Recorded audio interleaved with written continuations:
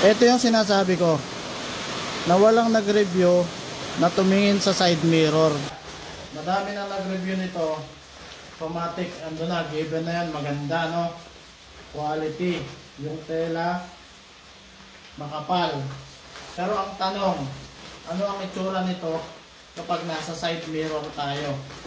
No, yun ang gusto kong ni-review nila na hindi ko narinig sa mga nag-review ng mga nauuna. Wala na tong small, medium, large. Ginawa ng pre-size ni seller, no? Fit to all, no? Height ko is 5'8". Ang weight ko is 80, around 80 siguro. Parang ganon. Gantarize yung kamay. Pag nagda-drive tayo, maganda yung vision natin sa side mirror kasi lapat na to. Para na lang tayong naka long sleeve. Ito yung poncho na bago. Ito yung new design ng poncho natin. Unlike nung lumang poncho, ito bagong poncho to, no? Kita natin yung sa likuran. Lumang poncho, ipapakita ko sa inyo. Ito naman yung kaibahan ng poncho sa side mirror. Medyo sobra sa kalahati yung ano, yung sipat niya, oh. Kapag gumanon ka sa gilid, masyadong bulky. Lalo pa pagka meron ka pang angkas. So ayun nga, ibig sabihin mas maganda yung bagong poncho ngayon. So pinapakita ko lang sa inyo yung itsura ng tela nya at saka yung mga tahi. So sa lahat ng mga naka Honda Click, mga naka scooter, sa mga naka poncho, wala pong issue yung sasabit sa kadena kasi wala po tayong kadena. Walang kadena.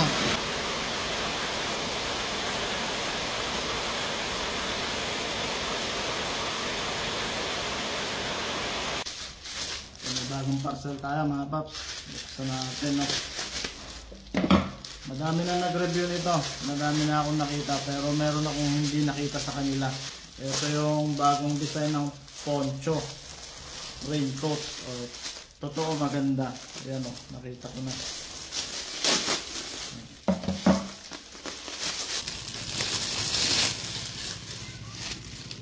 Ito yung poncho natin na raincoat. Ito yung itsura nya.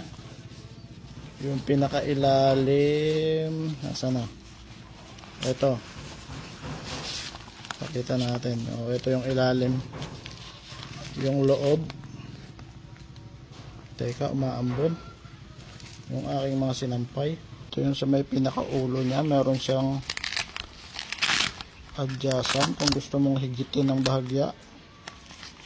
Ito naman yung sombrero nya. Sombrero. So pinapakita ko lang sa inyo yung itsura ng tela nya at saka yung mga tahi. So, ito yung panglabas na tela nya. At yung pangloob, ito may mga, yung tahi may mga, ito yung makislap na yan, oh. Plastic ba yan?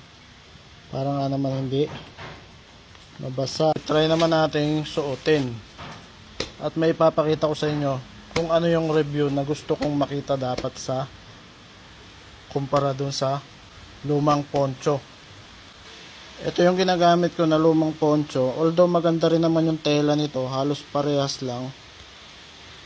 Kanya nga lang, ito biyak sa gilid, no? Alam naman natin na yon. Yan ang lagi kong dinadala. So ito, kagandahan nito, meron na siyang ito. May garter pala siya, no? May garter. Tapos meron siyang, kung medyo mahaba-haba yung maiksi yung kamay mo, pwede mo siyang insert na gano'n, no? Maiksi ba? Basta ito na yon. So ito rin yung maganda dito, yung sa panliig. Pwede mo siyang higpitan, pwede mo siyang luwagan. At kagandahan dito, buo ito, wala siyang zipper, no?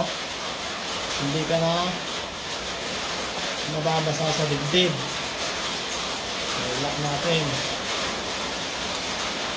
So ito naman, meron siyang sombrero.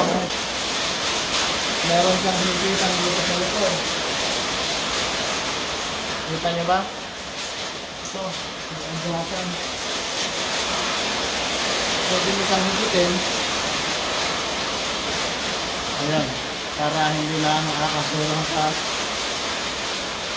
ito kasi bago pa, natupi lang. Ngayon kung mag-helmet tayo, pag sa helmet, igaganto mo na lang siya.